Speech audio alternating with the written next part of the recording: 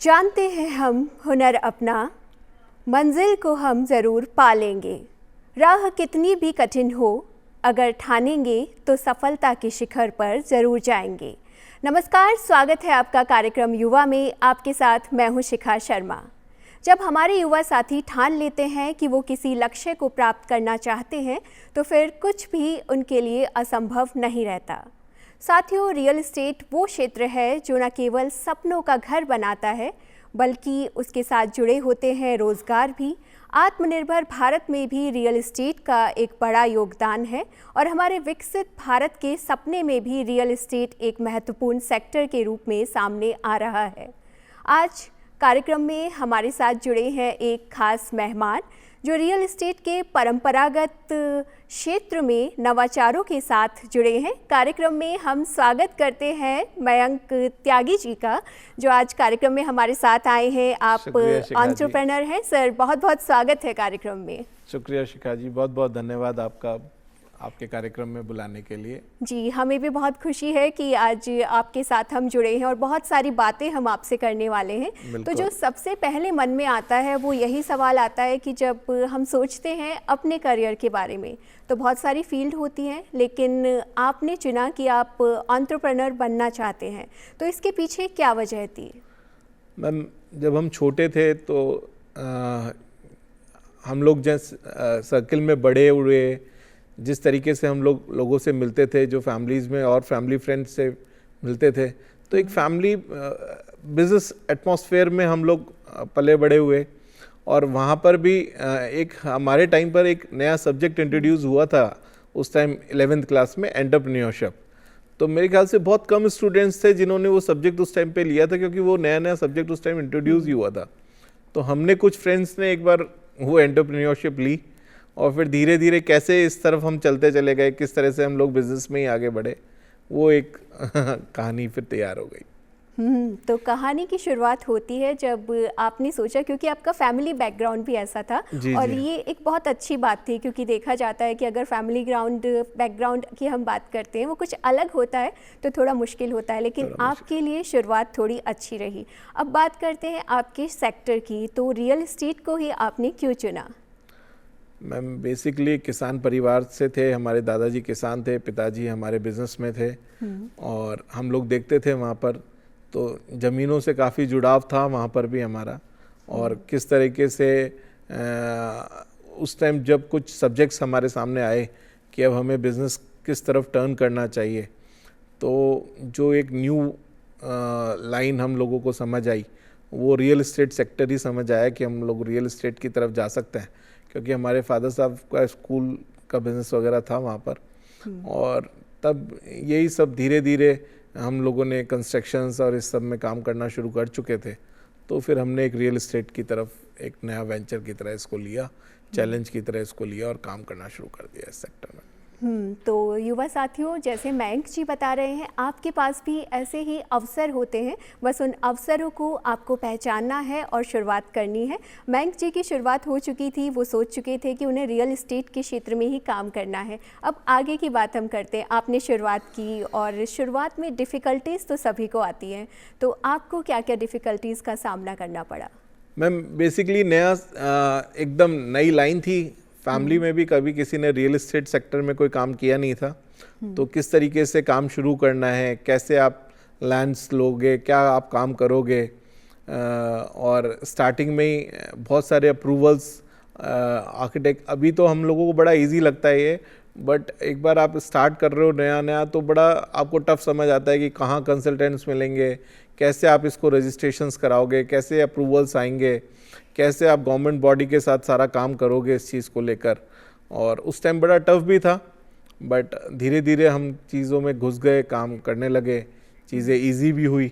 और टचवुड फिर हम लोगों को ये कुछ सालों से गवर्नमेंट का इतना सपोर्ट है, चीज़ें इतनी इजी हो रही हैं, तो वो भी बड़ा एक प्लस फैक्टर रहा काम करने के लिए हमारे साथ। तो आपकी शुरुआत की आपने बात की और ये भी बताया कि डिफ़िकल्टीज़ तो आती ही हैं, लेकिन उनका सामना करना चाहिए और इसमें आपका पेशेंस आपकी मदद करता है और आपकी जो क्षमताएं होती हैं वो भी आपकी बहुत मदद करती हैं। बहुत ज़रूरी है मैम। बिजनेस में अगर आपके अंदर पेशेंस नहीं है तो आप नहीं ग्रो कर सकते। बहुत सारी बात आप मीटिंग कर रहे होते हो तो क्लाइंट के साथ, पार्टनर्स के साथ आप एक इस स्टेज पर चले जाते हो कि वहाँ से आप एक कदम दूर होते हो उस सब्जेक्ट से, मतलब वो चैप्टर आपका बंद भी हो सकता है, आप उस पार्टनरशिप को ख़त्म भी कर सकते हो, या फिर आप थोड़ा सा धैर्य रखकर कैसे उस चीज़ों को आगे बढ़ा सकते हो उस तरफ भी जा सकते हो। तो बिज़नेस तो बहुत ज़्यादा पेशेंस का ही काम है। और मैं सारे जितने भी हमारे युवा साथी अब धीरे धीरे इस काम में आ रहे हैं तो उनको भी मैं यही निवेदन करूँगा कि आप जो भी लाइन चूज़ करो एक बार बड़ा सोच समझ के करो, बट उसके बाद क्योंकि आप समझना बिजनेस का मतलब सिर्फ और सिर्फ प्रॉफिट नहीं है। बिजनेस में आपको नुकसान भी हो सकता है और नुकसान कम हो ज़्यादा हो इसके लिए आपको वर्किंग जो करनी है ना उस पर बड़ी मेहनत करनी है। और आपको ये भी देखना है कि अगर छोटा मोटा नुकसान होए तो आप उससे पेशेंस ना खो, अपना होप ना लूज करो और उसको कैसे इम्प्रोवाइज करके अपने काम को, जिस टारगेट को आप लेकर चले हो उसको अचीव करने की तरफ चलते जाओ। तो वो छोटा मोटा जो नुकसान अगर कुछ हुआ भी है तो वो 100% रिकवरी की स्टेज पर आ जाएगा और आप सक्सेसफुल हो गए उस सब्जेक्ट में जो आप लेकर चले हो एम में। तो आप उससे इधर उधर मत हो। आप जल्दी से अगर आपको लगे कि नहीं साहब मैंने एक दिन में मतलब ओवर अ नाइट आप सोचो कि साहब बहुत जो आप देखते हो पिक्चर्स में या फिर आपको लगता है कि साहब आसपास में सब लोग इतने सक्सेसफुल हैं, तो वो उतना इजी नहीं है। वो लोगों की जर्नी अगर आप शुरू से सुनोगे तो बहुत उन्होंने मेहनत करी होती है। आप कोशिश करो कि साहब आप भी उस ट्रैक पे चलते रहो तो 100% एक दिन आपकी भी वैसी ही जर्नी लिखी जाएगी। तो सफलता का कोई भी शॉर्टकट नहीं होता है और मैंग जी आपने भी हमें बताया कि जब शुरुआत हुई तो डिफ़िकल्टीज़ आई, पेशेंस ने आपका साथ आपने बनाए रखा और हर डिफ़िकल्टीज़ को पार करके आज हम कह सकते हैं कि आप सक्सेसफुल हैं। और सक्सेस का कोई शॉर्टकट नहीं होता, ये भी हमें समझ में आया। तो जो हमारे युवा साथी आपको देख रहे हैं और उनके मन में भी अलग अलग तरह के बिजनेस प्लान हैं, बहुत सारे युवा साथियों के साथ होता है कि वो अलग अलग चीज़ों के बारे में सोचते हैं कि ये वाला काम भी कर सकते हैं या किसी दूसरे काम में भी वो जा सकते हैं और वो आपकी ही तरह बनना चाहते हैं, जैसे वो व्यवसायी बनना चाहते हैं या खुद का कुछ नया करना चाहते हैं शुरू। तो उन्हें कैसे पता चले कि वो किस फील्ड के लिए बने हैं? देखिए, एक तो आप जो भी काम में जा रहे हो, अगर आपको वो काम नहीं लग रहा, आपको नहीं उस काम को करते हुए थकान नहीं महसूस हो रही, तो समझ लो वो फील्ड आपके लिए बनी है। अगर आप उसमें जाकर आप खुद को बोरियत फील कर रहे हो, आपको लग रहा है मुझे बस जल्दी यहाँ से निकलना चाहिए किसी तरह, तो समझो वो फील्ड आपके लिए नहीं है। आप कोई काम, आपको जिस भी व्यापार में आप जा रहे हो, अगर आप वहाँ जाकर बैठते हो और शाम कब हो रही है आपको पता नहीं चल रहा है, आपका मन उसमें लग रहा है और आपको लग रहा है कि हाँ साहब आपके लिए एटमॉस्फेयर बहुत हेल्दी है, तो वो सब्जेक्ट आपके लिए, आप उस पर काम करो फिर। तो ये कहा जा सकता है युवा साथियों कि जो काम आपको थका नहीं रहा है बल्कि आपको खुशी दे रहा है और जिस काम को आप आसानी से कर पा रहे हैं, मतलब आसानी, डिफ़िकल्टीज़ तो हर काम में होगी, आसानी इस तरह से कि आप जो भी काम कर रहे हैं वो आपको खुशी दे रहा है और मेहनत करके आपको अच्छा लग रहा है, तो वो बिजनेस प्लान आपके लिए बना हुआ हो सकता है। अब मैंग जी आपने हमें ये बताया कि हमें शुरुआत कैसे करनी चाहिए, बिजनेस प्लान हमारे मन में आ गया। अब सबसे बड़ी समस्या ये आती है जो फंड से जुड़ी हुई होती है कि युवाओं को लगता है कि हमारे पास तो इतना फंड ही नहीं है, हम शुरुआत करेंगे तो शुरुआत कैसे होगी, तो इसके लिए आप क्या कहेंगे? मैम देखो, फंड जनरेशन एक ओवरनाइट काम नहीं है। बिजनेस का काम ही, रूल ही ये है कि आपने एक रुपये लगाया, उसको 1.25 रुपये होगा, वो 1.25 से 1.5 होगा, 1.5 से 2 होगा, 2 से 1000 होगा, 1000 से 500 होगा, 5000 होगा, 10,000, लाख, करोड़ और 100 करोड़, 1000 करोड़ तक चीज़ें पहुंचती है। आप सोचो पहले दिन ही साहब आपको कोई ऐसा कर दो कि 2 महीने 3 महीने में, वो सब काम नहीं होगा। और हमारे इंडिया की एक बहुत बड़ी ब्यूटी है, हमारी कंट्री में किसी भी काम को करने के लिए कोई कैपिटल की आपके लिमिटेशन नहीं है कि साहब मिनिमम इतनी कैपिटल के बगैर आप इस व्यापार को कर ही नहीं सकते हो। आज आपके पास नहीं है पूरा, आप टाउनशिप नहीं ला सकते हो, आप एक कोई इंडस्ट्रियल बहुत बड़ा सेल्स टाइप कोई प्रोजेक्ट नहीं ला सकते हो, तो आप एक मल्टी स्टोरी प्लान कर लो। आप मल्टी स्टोरी प्लान नहीं कर सकते, आप एक ड्यूप्लेक्स की कॉलोनी प्लान कर लो। आप वो भी नहीं प्लान कर सकते, आप एक विला प्लान कर लो 100 गज का, 50 गज का। बट आप जो काम कर रहे हो उसको इतनी लगन, इतनी शिद्दत से करो, इतने मन से करो कि जैसे वो आप अपने यूज़ के लिए प्लान कर रहे हो, आप अपने खुद के लिए बना रहे हो। कस्टमर जब वहाँ पर आए तो उसको ये लगना चाहिए कि साहब मैंने अगर इनसे कोई 50 लाख रुपए की प्रॉपर्टी ली है तो कम से कम ये प्रॉपर्टी की वैल्यू 60 लाख रुपए है, आज फर्स्ट डे से ही मैं प्रॉफिट में हूँ उस प्रॉपर्टी को खरीदते हुए, तभी आपके साथ वो जुड़ेगा, उसको मज़ा आएगा। उसको फर्स्ट डे ऐसा फील आना चाहिए कि साहब मैंने ये माल मार्केट रेट से सस्ते में लिया, इन्होंने इतनी गुणवत्ता से ये काम किया हुआ है।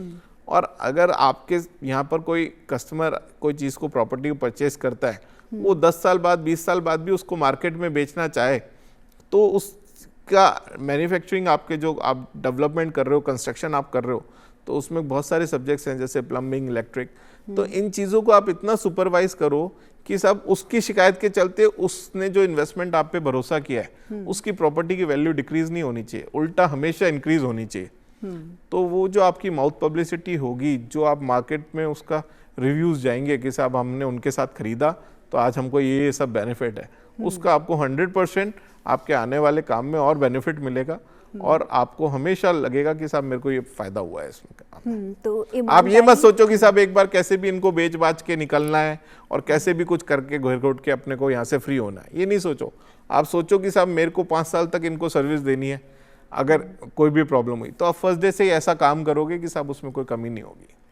तो ईमानदारी भी रखनी है, गुणवत्ता का भी ध्यान रखना है। और जैसा फ़ंड के लिए मयंक जी ने बताया कि अगर आपको लगता है कि फ़ंड कोई समस्या है तो आप शुरुआत एक छोटे स्तर से भी कर सकते हैं और धीरे धीरे आपकी मेहनत रंग लाएगी। जैसे हम मयंक जी को भी देख रहे हैं, इनकी भी कहीं से शुरुआत हुई थी और आज ये इतने सफल हैं। तो जब हम बात करते हैं सर युवाओं की कि कैसे हमारे युवा भी इस क्षेत्र में आगे आ सकते हैं, और जैसे प्रधानमंत्री जी भी कहते हैं कि हमें रोज़गार लेने की कतार में नहीं लगना है बल्कि रोजगार देने वाले कतार में लगना है, बनना है। तो जैसे आप इस क्षेत्र में आगे आए और अब आप लोगों को रोजगार भी दे रहे हैं, तो वो फीलिंग कैसी है? और हमारे युवा साथी जो देख रहे हैं या उनके पेरेंट्स भी देख रहे हैं, तो कई बार लगता है कि अगर शुरुआत करेंगे तो कुछ गलत हुआ तो क्या करेंगे, तो उन्हें आप क्या कहना चाहेंगे? जितना सपोर्ट हमारे देश की गवर्नमेंट हमें कर रही है, इतना आपको मज़ा आ रहा है, आप किसी भी काम को कीजिए, इतना आगे से आगे गवर्नमेंट ऑफिसर्स के पास आप अपने मुद्दों को लेकर जाइए, आप अपनी प्रॉब्लम लेकर पहुंचो वहाँ पर, वो आपसे पहले इंटरेस्टेड हैं कि साहब बताओ कैसे भी करके आप ये काम शुरू करो, आप व्यापार शुरू करो। मतलब कुछ समय पहले शायद पुरानी कुछ, अब मैं वो उन चीज़ों में नहीं जाना चाहता, बट कुछ चीज़ें ऐसी थी जब साहब ये बात हुआ करती कि सरकार से आदमी बचता था, बट आज सरकार इतना सपोर्ट करने को तैयार है। आप किसी भी सेक्टर में आप काम करने जाओ, आपको लगेगा कि मज़ा आएगा कि साहब देखो मेरे को कितना सपोर्ट मिल रहा है, तो आपको बड़ा आनंद आएगा। और गवर्नमेंट ऑफिसर्स सब बैठे, आप तो ये मान के चलो प्रधानमंत्री जी आपके परिवार का ही एक हिस्सा है जो सबके लिए देख रहे हैं, वहाँ पर काम कर रहे हैं। आप तो उस कॉन्फिडेंस के साथ काम करो कि भैया हमें इलीगल नहीं कोई काम करना, हमें कोई ऐसा काम नहीं करना जो गवर्नमेंट को हमारे पे सवाल आए या हम परेशानी में आए। आप लीगली काम करो और कस्टमर सेटिस्फेक्शन के लिए प्रतिबद्ध होकर काम करो, आपको कहीं कोई तकलीफ नहीं है व्यापार करने में। तो व्यापार की शुरुआत आपको करनी है तो इस बात का ध्यान रखना होगा कि आप अपने काम में ईमानदारी रखें और किसी भी तरीके का गलत काम ना करें। सरकार भी आपको सपोर्ट कर रही है, बस ज़रूरत है तो आपकी मेहनत की, लगन की और आपके प्रयास की। तो जैसे हम बात कर रहे हैं सर रियल इस्टेट के क्षेत्र की, तो आप इस क्षेत्र से जुड़े हैं, तो अब ये जानना चाहेंगे कि इसमें क्या ज़्यादा इम्पॉर्टेंट होता है कि हमारे युवा साथी डिग्री लें या फिर अपनी स्किल्स को अपडेट करें, तो क्या ज़्यादा डिग्री तो आपको 100% लेना ही चाहिए। डिग्री तो जितना आप पढ़ाई करते हो उसमें कहीं कोई तकलीफ है ही नहीं, आपके काम ही आती है पढ़ाई तो। बट ऐसा भी ना हो कि आप अपने लाइफ का बहुत सारा टाइम सिर्फ पढ़ाई के साथ जो बाकी टाइम मिलता है आप उसको ज़बरदस्ती इधर उधर बैठने में, और उस समय को जो कीमती समय है उसको आप वेस्ट मत करो। जो 12th के बाद अगर आप ग्रेजुएशन कर रहे हो और आपको लग रहा है कि अब साहब मेरे को वो सेक्टर पता चल चुका है कि मैं भविष्य में किस सेक्टर में काम करना चाहता हूँ, तो इससे पहले कि कोई आपको बताए कि साहब अब आपके इसके लिए आपको 6 महीने की इंटर्नशिप करनी है या साल भर की इंटर्नशिप करनी है, तो आप डेली फर्स्ट डे से ही ग्रेजुएशन के साथ ही और मास्टर्स के साथ ही अपनी इंटर्नशिप को स्वयंभू कैसे शुरू कर सकते हो उस पर दिमाग लगाओ। किसी दुकान पर आप जाकर बैठो या किसी ऑफिस में जाकर बैठो, तो एक जो चेक भरने से काम शुरू होता है ना, आप चेक भरने से काम शुरू करो। बैंकिंग में जाकर कैसे काम करना है वो शुरू करो। उनके अकाउंट्स डिपार्टमेंट में बैठकर देखो कि कैसे आप क्रेडिटर्स और डेबिटर्स और इन सब की लिस्ट बनाते हो, कैसे आप बैलेंस शीट्स फाइनल करते हो, उस चीज़ को आप सीखो। कैसे आप फिर उनके साथ बैठो, आप लीगल डिपार्टमेंट के साथ बैठकर कि किस तरीके से आपके लीगल डॉक्यूमेंट्स की ड्राफ्टिंग हो रही है, उस पर आप काम करो। फिर आप सिविल की टीम के साथ बैठकर साइडों पर काम करना सीखो, फिर फिनिशिंग वाली टीम के साथ बैठकर काम करना सीखो। रियल एस्टेट इतना बड़ा सेक्टर है, आपको लगे साहब कि आप पढ़ाई करके आओगे सिविल इंजीनियर या आर्किटेक्चर की और MBA कर कर आप आओगे और फर्स्ट डे आप इसको सीख जाओगे, वो बिल्कुल पॉसिबल नहीं है। यहाँ पर हर मतलब क्या कहते हैं, हर स्टेप पर कुछ ना कुछ प्रैक्टिकल नॉलेज के बाद ही आप काम कर सकते हो। तो आप अगर रियल एस्टेट सेक्टर पर्टिकुलर में बात करना चाहता हूँ, रियल एस्टेट सेक्टर या फिर कोई होटल इंडस्ट्री या फिर इन इंडस्ट्रीज़ में आप जाना चाहते हो जो आपको लगता है कि साहब ये, तो उसके लिए आप फर्स्ट डे से जितना अपने आप को उस सेक्टर के नज़दीक ले जा सकते हो आप लेकर जाओ, ताकि जब आप MBA कर कर निकलो या फिर मास्टर्स कर कर निकलो तो फर्स्ट डे आप उस स्टेज पर खड़े हो जहाँ पर आपके बाकी के साथी आने के बाद 2 साल 3 साल की इंटर्नशिप शुरू करेंगे, आप उतना पहले दिन से 5 साल उनसे आगे हो गए। तो यही कीमत है इसी की, ये बेनिफिट है, यही प्रॉफिट है, ये जो समय आपने बचा लिया यही आपकी कमाई है। इसको आप कमाओ और इसको जीतो आगे, आप कैसे जीत सकते हो। तो युवा साथियों, डिग्री भी आपको लेनी है और साथ में अपने स्किल्स को अपडेट करते रहने के लिए काम भी करना है। जब आप अपने समय का सदुपयोग करेंगे तो आने वाला भविष्य बहुत ही अच्छा होगा। अब बात हम करते हैं आज के युग की, तो उसमें AI का भी ज़माना हम कह सकते हैं। AI हमारे जीवन का हिस्सा बन चुका है और कोई भी सेक्टर उससे अछूता नहीं है। तो सर, अब ये भी जानना चाहेंगे कि जैसे AI की बात होती है तो रियल एस्टेट पे इसका क्या प्रभाव पड़ा और बाकी के जो सेक्टर्स हैं उन पे आप क्या इम्पैक्ट देखते हैं? मैम, कोई भी टेक्नोलॉजी है, अगर आज की तारीख में नई टेक्नोलॉजीज इंट्रोड्यूस हो रही हैं तो उसका 100% बेनिफिट है। सिर्फ रियल एस्टेट नहीं, हर सेक्टर को बेनिफिट है। आज सोशल मीडिया कैंपेनिंग, आज बड़े बड़े न्यूज़पेपर एडवर्टाइजमेंट देना, उसका प्रिंटिंग और उसका डिस्ट्रीब्यूशन कॉस्ट, वो सब कुछ लास्ट में तो कस्टमर पे ही जाता था। मतलब जैसे जो उसको वेल कर रहा है उस सर्विसेज को, बट आज सोशल मीडिया एडवर्टाइजमेंट के थ्रू ही आप इतना चीज़ें काम आसान हो गई आपकी। और उसके ऊपर जो ये AI वाला, मतलब ये इट्स लाइक अ चेरी है ना, तो ये इतना एक इजी हो गया सब काम, जो काम को करने के लिए 5-5 10-10 दिन रहते थे। आज बहुत छोटी सी बात मैं आपको बताता हूँ, आज अभी कोई एक लेआउट प्लान है, आप उसके एक फ़ोटो क्लिक कीजिए और AI पे डालिए कि साहब मेरे को इसका एक 3D व्यू दे दीजिए, तो वो आपको विद इन कुछ सेकंड्स, मैक्सिमम अ मिनट, वो आपको निकाल कर दे देगा, है ना। आपको कुछ करेक्शन है, आप दोबारा उसको बता दीजिए, वो फिर विद इन अ मिनट उसको रिप्लाई करके और आपका हो गया काम। मतलब जो काम आपका 5 मिनट के अंदर अंदर हो गया, मेरे ख्याल से उस काम को करने के लिए पहले आर्किटेक्ट्स या फिर इंटीरियर डिज़ाइनर के पास 15-15 दिन बैठे रहना पड़ता था, साहब इसका एक रेंडर व्यू दे दो हमको, और वो फिर हमें हमारे कस्टमर को समझाना है। इजी इतनी चीज़ें हो रही हैं, AI तो इतना सपोर्ट कर रहा है हर चीज़ में, बहुत इसका बेनिफिट है। यूथ को इसके ऊपर भी पूरा एक प्रॉपर स्टडी करना चाहिए और इसके लेकर एजुकेशन लेनी चाहिए। जो नई नई AI और वो आ रही हैं उनको भी सीखना चाहिए, तो ये बहुत बेनिफिशियल है। तो युवा साथियों, तकनीक हर युग में बदलती रहती है और कुछ समय के बाद एक नई तकनीक आ जाती है, लेकिन ज़रूरी ये है कि आप तकनीक से डरे नहीं, बल्कि उसको अपना साथी बनाकर अपने काम में सुधार करें। आप जिस भी सेक्टर में व्यवसाय करना चाहते हैं उसके लिए आप AI का प्रयोग कर सकते हैं। तो इसकी भी एक स्किल है, हम कह सकते हैं कि आप कैसे प्रयोग कर रहे हैं, तो ये भी आपको ध्यान रखना होगा। अब जब बात होती है बिजनेस की, तो एक होता है हमारा इंडियन मार्केट और एक होता है हमारा इंटरनेशनल मार्केट। तो दोनों आपसे समझना चाहेंगे सर हम कि उनमें डिफरेंसेस क्या हैं और हमारे युवा साथी जो अब इस क्षेत्र में आगे आना चाहते हैं, अपना व्यवसाय करना चाहते हैं, तो खुद को दोनों के लिए कैसे तैयार करें? मैम, इंडियन मार्केट की सबसे बड़ी ब्यूटी है कि वो 80-90% सिर्फ इंडिया पे ही डिपेंड है। ग्लोबल में कितनी तेजी मंदी आती रहे, बहुत जल्दी से इंडियन मार्केट पे उसका इफेक्ट नहीं पड़ता, बिकॉज इंडियन मार्केट का बहुत ज़्यादा सिर्फ कंट्रोलिंग बाहर के लोगों के पास है नहीं। जैसे आज अमेरिका बाज़ार गिर गया तो हो सकता है उस कुछ पीरियड के लिए इंडियन मार्केट्स में उसका सेंसेक्स में या फिर निफ्टी पर उसका असर दिखाई दे, बट अगर आप बात करोगे तो वो बेसिकली अंदर से इतनी स्ट्रॉन्ग है कंपनियां कि उसमें किसी चीज़ का उसका कोई बड़ा इम्पैक्ट आता नहीं है। तो इंडियन मार्केट एक सेपरेट पूरा अपने आप में सेल्फ लीडिंग मार्केट है, और इसमें सबसे अच्छी ब्यूटी ये है कि जैसे हमारे फेस्टिवल्स, हमारे रिलीजन्स, ये सब इकोनॉमिकल बूस्टर्स हैं। आज आप रिलीजन टूरिज्म इतना बड़ा डेवलप हुआ है अभी कुछ सालों की जो ये मार्केट है उसकी वजह से real estate sector, hotel industries, इन सबको इतना बूस्ट मिला है। आज अयोध्या, बाकी किसी भी जगह आप बात कीजिए, मथुरा, वृंदावन, या फिर आज अपने राजस्थान की बात करें तो खाटू श्याम जी, सालासर बालाजी, श्रीनाथ, नाथद्वारा, और किसी भी आप जगह बात करोगे तो वहाँ पर एक अपने आप में उसको टूरिज्म हब बन गए हैं भगवान के दर्शनों के चलते। और उसी चक्कर में वहाँ पे एक पूरा real estate sector, hotel industry और आसपास के उससे जुड़े हुए बहुत छोटे छोटे व्यवसाय, और उन सबको एक इकोनॉमिकल स्ट्रेंथिंग मिली है। तो ये बहुत बढ़िया है इंडियन मार्केट, और यहाँ पे काम करने के लिए अभी बहुत बड़ा स्कोप है। तो अवसर बहुत सारे हैं आपके पास, बस आपको तलाश करनी है कि आप किस क्षेत्र में आगे आना चाहते हैं।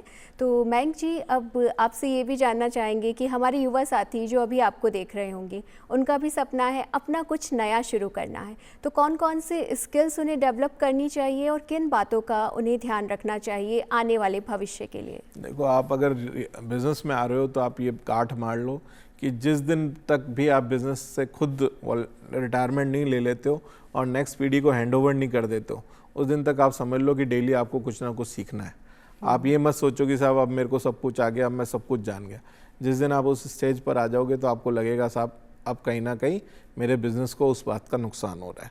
आप सेल्फ डिसिप्लिन रखो, आप फाइनेंशियल डिसिप्लिन रखो, ग्रोथ की तरफ देखो, नए सब्जेक्ट्स में स्टडी कैसे हो सकती है उनकी तरफ ध्यान दो, आप चीज़ें कैसे लर्न कर सकते हो, किस तरीके से काम को और बिज़नेस को बढ़ा सकते हो। बहुत ज़्यादा सेमिनार्स हो रहे हैं अभी, गवर्नमेंट्स रेगुलर स्किल्स कर रही हैं, फिर बहुत सारी प्राइवेट बॉडीज़ हैं जो अपनी एक एसोसिएशंस बन के रेगुलर कुछ सेमिनार्स और कुछ ना कुछ उन चीज़ों के ऊपर मेकअप ड्रिल करती रहती है, जिससे आपको स्टडी उन सब्जेक्ट्स पर मिलती है कि नई टेक्नोलॉजी क्या आई है, नए क्या क्या चीज़ें आपके लीगल सेक्टर्स में क्या क्या उसमें नए नॉर्म्स आ गए, क्या उसमें बेनिफिट्स हैं, क्या लॉसेस हैं, उसको स्टडी करते हुए आप काम करो कि कैसे आपको उसमें आगे बढ़ना है। तो आपको अपनी स्किल्स को डेवलप करते रहना है, अपने आसपास के वातावरण को देखना है और उसके अकॉर्डिंग ही आपको काम करना है। अब आपसे ये भी जानना चाहेंगे कि जितने भी युवा हमें देख रहे हैं या जो युवा अब अपना कुछ बिजनेस कर रहे हैं या जैसे आप भी हैं, तो आप सब लोगों का क्या योगदान आप देखते हैं हमारे विकसित भारत 2047 के सपने के लिए? देखिए, प्रधानमंत्री जी ने ये इतना बड़ा सपना आज हमारे लिए देखा है, तो आज वो किसके लिए कर रहे हैं? आपके, हमारे लिए, हमारी जनरेशन के लिए, हमारे आने वाले भविष्य के लिए। तो हमें ये मानकर चलना चाहिए कि हमारे कोई घर के बड़े आदमी वहां उस गद्दी पर बैठे हुए हैं और वो क्या बता रहे हैं, वो क्या डायरेक्शन हमको दे रहे हैं, हम उसमें क्या कर सकते हैं, उनको सपोर्ट, उनके लिए कैसे हम काम करके उसको उनके उस सपने को सक्सेसफुल कर सकते हैं, हमें उस पर काम करना चाहिए दिन रात। वो आप विकसित भारत के साथ साथ आपका विकास, परिवार का विकास, सोसाइटी का विकास, आपके आसपास का, मतलब वो एम्बियंस देखो ना आपकी। जिस दिन, आज एक समय था जब इंडिया दुनिया की तरफ देखती थी, आज दुनिया इंडिया की तरफ देख रही है। तो उस चीज़ को आप एंजॉय करो। कितना मतलब हम तो बहुत खुश किस्मत हैं कि आज इस जनरेशन में हम लोग पैदा हुए हैं इस टाइम पर कि हमको ये जर्नी देखने को मिल रही है, तो इसका आनंद लेना चाहिए हम सबको।